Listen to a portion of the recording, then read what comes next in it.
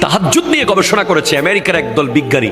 তারা বলছে এটা কি সিস্টেম, রাতের মাঝরাতে ঘুম থেকে উঠে যাওয়া, এটা কি শরীরের জন্য কোনোভাবে ভালো হতে পারে?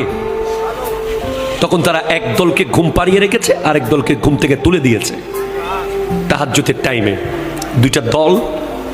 পরে দেখা গেছে যারা তাহাজ্জুদের টাইমে ঘুম থেকে উঠে যায় তাদের ডিসিশন নেওয়ার ক্ষমতা সবচেয়ে বেশি অ্যাপ্রোপ্রিয়েট হয়।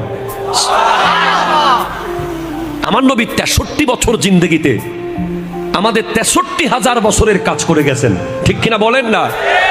কেমনে পারলেন? হ্যাঁ, উনি নবী, ওনাকে আল্লাহ ক্ষমতা দিয়েছেন, কিন্তু আমার নবীজির জন্য তাহাজ্জুদ ফরজ ছিল।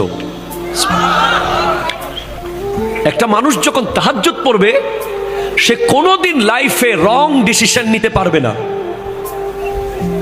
তার ব্যবসা লস হয়ে যাবে, সে সুইসাইড করবে না। হাজারো মেয়ে তাকে ছেড়ে চলে যাবে, সে হাত কেটে ফেলবে না। কথা বলেন ঠিক কিনা?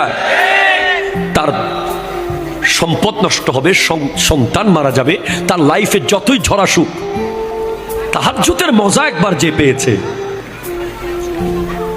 সমাজে যে সিদ্ধান্ত নেওয়ার মিটিং হলে 100 জন তাহাজ্জুদ ছাড়া নামাজ যে সিদ্ধান্ত নেবে ব্যক্তি, আর একজন তাহাজ্জুদ পড়নেওয়ালা ব্যক্তির সিদ্ধান্ত ওই 100 জনের চেয়ে বেশি নিখুঁত হবে।